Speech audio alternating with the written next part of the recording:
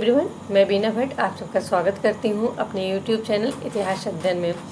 अभी जो हमारा टॉपिक चल रहा है मॉक टेस्ट का, वह है धार्मिक सुधार आंदोलन, जो कि 6ठी शताब्दी ईसा पूर्व में प्रारंभ हुआ था। और उसके अंतर्गत अभी जो वीडियो अपलोड किए हैं हमने 2-3-4 वीडियो, वह जैसे जैन धर्म एवं बौद्ध धर्म और आजीवक से संबंधित क्वेश्चन हैं। तो हमारे अगर एग्ज़ाम के पॉइंट ऑफ व्यू से देखें तो ये बौद्ध धर्म और जैन धर्म काफ़ी इम्पोर्टेंट चैप्टर होता है, इम्पोर्टेंट टॉपिक है, जिससे कि सभी एग्ज़ाम में चाहे 1-2 ही क्वेश्चन पर बनते ज़रूर हैं। तो इस पे आधारित हमारे ये 4था-5वां वीडियो लगभग है। और इसी के बाद हम धर्म सुधार आंदोलन के अंतर्गत ही बाद में ये वीडियो कंप्लीट हो जाए, इनसे संबंधित क्वेश्चन जो भी इम्पोर्टेंट लग रहे हैं, तो फिर हम उसमें वैष्णव शैव धर्म और उसके साथ साथ शरण दर्शन, जिसके अंतर्गत आपका ये योग दर्शन आता है, सांख्य दर्शन आता है, न्याय दर्शन, इन सब से संबंधित क्वेश्चन अपलोड करेंगे। तो अभी जो चल रहा है टॉपिक हमारा वह है जैन धर्म, बौद्ध धर्म एवं आजीवक संप्रदाय। तो अभी हमको लगभग महीनों से ज़्यादा हो गए वीडियो अपलोड करते हैं, तो कम से कम 35-37 वीडियो अपलोड हो चुके हैं 10 क्वेश्चन के हिसाब से डेली के मॉक टेस्ट। तो अगर आप लोगों ने नहीं देखा है तो प्लीज़ सभी वीडियो को देखिए, क्योंकि आपके अपकमिंग एग्ज़ाम के पॉइंट ऑफ व्यू से सारे के सारे ही वीडियो जो भी क्वेश्चन है सभी ही बहुत ही इम्पोर्टेंट और यूज़फुल होंगे आपके लिए। तो चलिए देर न करते हुए हम आज का मॉक टेस्ट स्टार्ट करते हैं। तो आज के मॉक टेस्ट का हम पहला क्वेश्चन देखते हैं। पहला क्वेश्चन क्या है? महावीर स्वामी एवं महात्मा बुद्ध दोनों के उपदेशों में कौन सी समानता नहीं थी?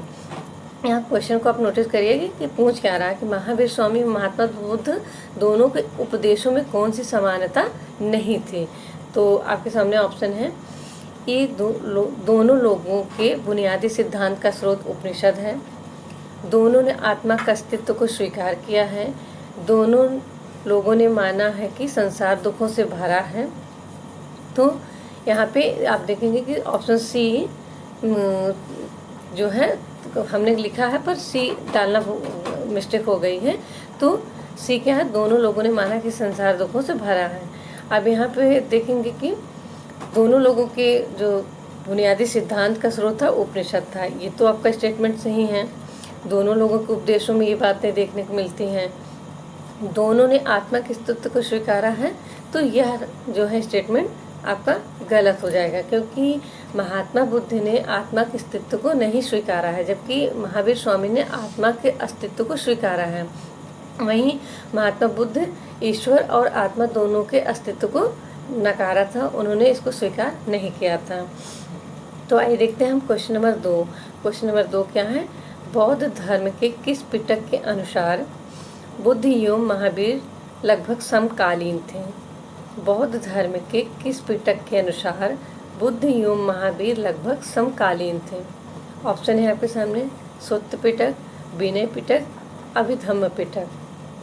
तो इसका जो सही उत्तर है आपका वह है विनय पिटक। विनय पिटक के अनुसार महावीर स्वामी और महात्मा बुद्ध समकालीन थे। किंतु वहीं पे आप अगर मध्यम निकाय के अनुसार आ जाए, तो जिसमें एक कथन आता है कि प्रसेनजीत से महावीर स्वामी महात्मा बुद्ध जी ने कहा था कि वो हमसे उम्र और हमारे से बड़े थे।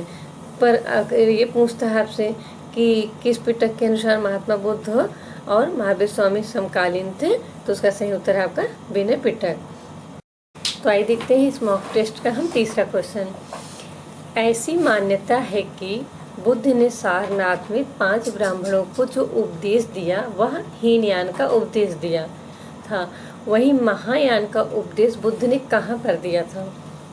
अब जैसे बहुत बार आप लोगों ने क्वेश्चन पढ़ा होगा कि धम्मचक्र परिवर्तन कहाँ हुआ था, तो सारनाथ हुआ था। 5 ब्राह्मणों को उन्होंने, जो कि उनके तपस्या के समय भोजन ग्रहण करने से उनको छोड़कर चले आए थे, तो उन्हीं 5 ब्राह्मणों को उन्होंने उपदेश दिया था।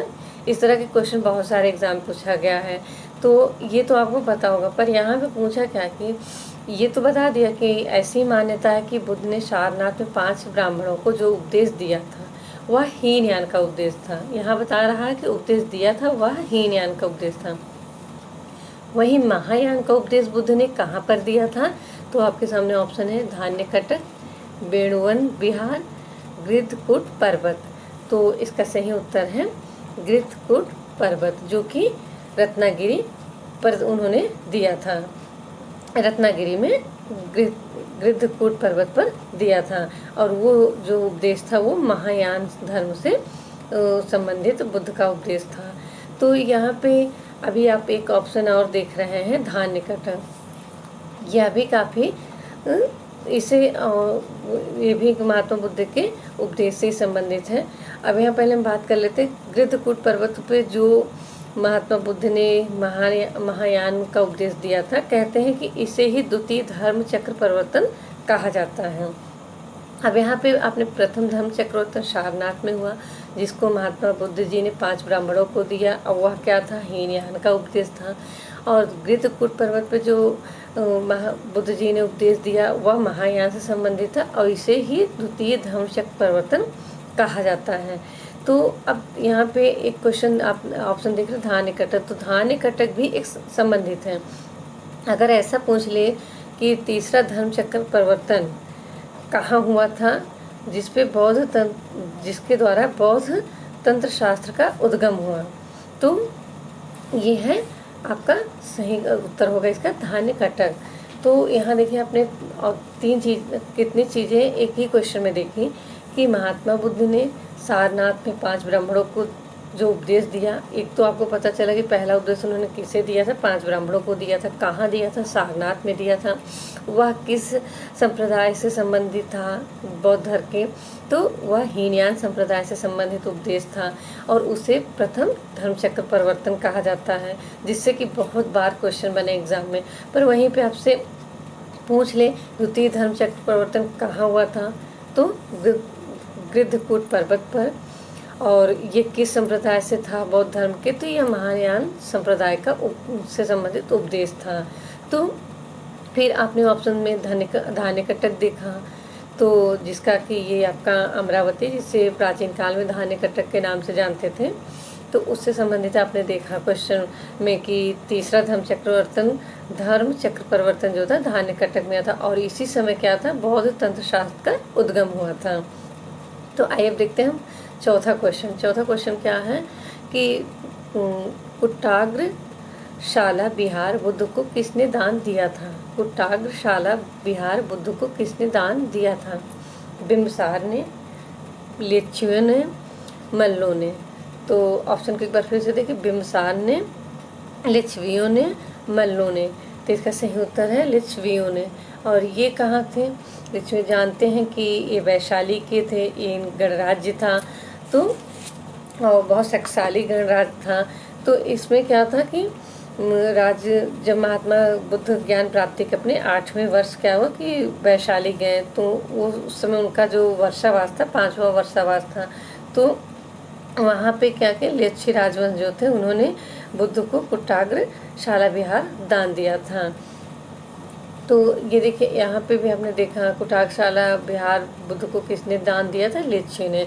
और उससे संबंधित मैंने ये भी फैक्ट बताए कि वह ज्ञान प्राप्ति के किस वर्ष बुद्ध वैशाली गए थे, जब लिच्छवी ने उन्हें कुट्टाग्रशाला बिहार दान दिया, तो 8वें वर्ष। और वो उनका कौन सा वर्षावास था? तो 5वां वर्षावास था। तो इसी तरह से मैं कोशिश करती हूँ कि अपने मॉक टेस्ट में जो क्वेश्चन होते हैं उससे तो संबंधित फैक्ट बताएं ही, जो अदर ऑप्शन होते हैं उससे संबंधित भी रिलेटिव जो भी आपके क्वेश्चन से संबंधित जो भी आपके फैक्ट होते हैं उसे भी हम डिस्कस करें, उसको भी हम आपको जानकारी दें। तो आप लोग प्लीज़ वीडियो को मिस मत करिए, डेली की डेली वीडियो देखते रहिए जो भी अपलोड हो रहे हैं। नहीं तो क्या है कि अभी एग्ज़ाम नज़दीक है, फिर आप होता है कि जब नज़दीक आ जाता है एग्ज़ाम तो हमारे पे काफ़ी बर्डन हो जाता है तैयारी को लेकर। तो एक साथ इतना सारा रिवीजन अगर आप डेली के डेली मॉक टेस्ट कर रहे हैं तो आप कम से कम 10 क्वेश्चन तो आपके क्लियर हो। तो आइए देखते हैं हम इस मॉक टेस्ट का 5वां क्वेश्चन क्या है? जैन धर्म का निम्नलिखित में से निकट का साम्य है। ऑप्शन है वेदांत, सांख्य, योगाचार। तो इसका सही उत्तर है सांख्य। जैन धर्म का जो है निकट का साम्य है उस सांख्य दर्शन से काफ़ी प्रभावित था। तो जैन धर्म का निकट का साम्य है, इसका सही उत्तर है सांख्य। अब आइए देखते हैं क्वेश्चन नंबर 6। पार्श्वनाथ की शिक्षाएं संग्रहित रूप से जानी जाती हैं। पार्श्वनाथ की शिक्षाएं संग्रहित रूप से जानी जाती हैं त्रिरत्न नाम से, पंचशील नाम से, चतुर्याम नाम से। तो अब हम पहले देख लेते हैं पार्श्वनाथ कौन थे। तो पार्श्वनाथ जैन धर्म के थे, 23वें तीर्थंकर थे, जो कि बनारस के राजा अश्वसेन के पुत्र थे। और इनकी पत्नी जो थी उनका नाम प्रभावती था, जो अयोध्या अंचल के कुश स्थल की राजकुमारी थी। और पार्श्वनाथ की जो उपाधि थी वो उनकी थी पुरुषार्थ नियम और निर्घन थे। इन्हें संसारिक बंधनों से मुक्त कहा गया है। और कोटि सदाणे जो सर्वजन प्रिय कहा जाता है। तो अब इनसे संबंधित ये पूछ ले अगर कि कला में पार्श्वनाथ का अंकन किस रूप में किया गया, तो सर्प के माध्यम से किया गया है। और ये जैसा कि मैंने बताया पार्श्वनाथ जी जैनियों के 23वें तीर्थंकर थे।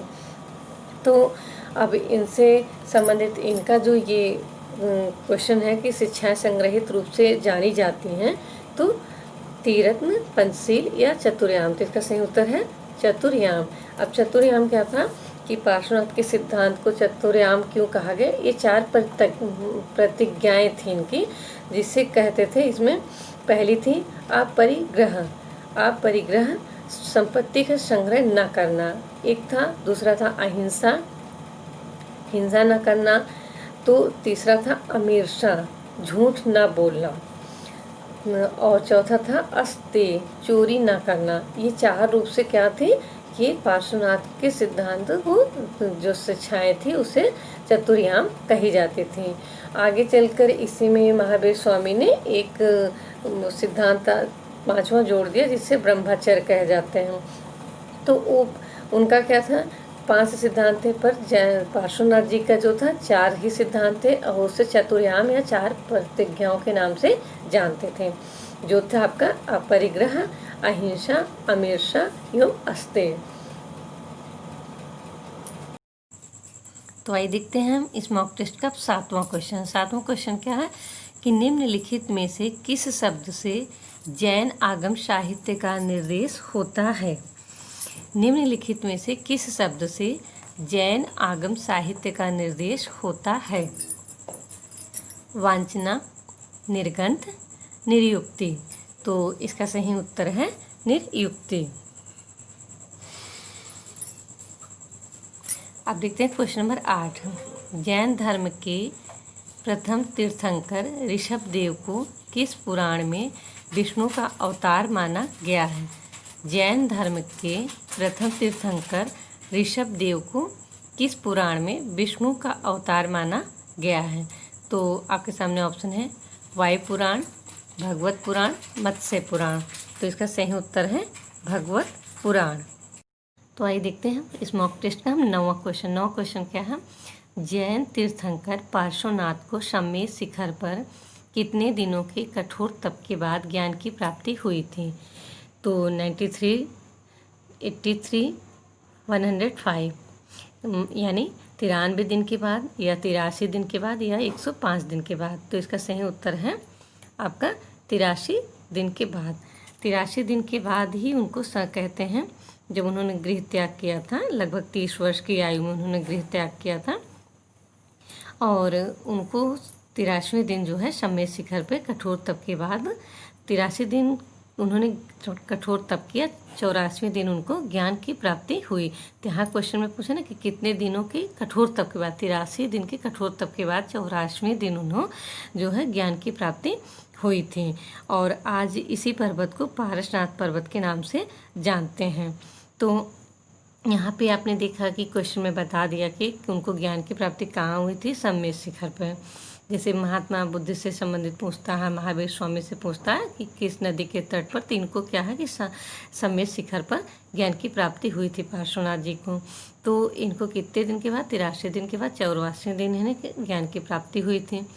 और अभी जैसे इसी क्वेश्चन में हम लोगों ने देखा था मॉक टेस्ट में कि उनको उनसे संबंधित जो शिक्षाएँ थी उसे चतुर्याम कहते हैं, जो 4 प्रतिज्ञाएँ थीं, और उनको कला में किस अंकन के द्वारा अंकन के माध्यम से दर्शाया गया है, तो पार्श्वनाथ जी को कला में सर्प के माध्यम से दर्शाया गया है। उनको वो कहाँ के राजा मतलब कहाँ के थे, तो वो बनारस के राजा सुसेन के पुत्र थे।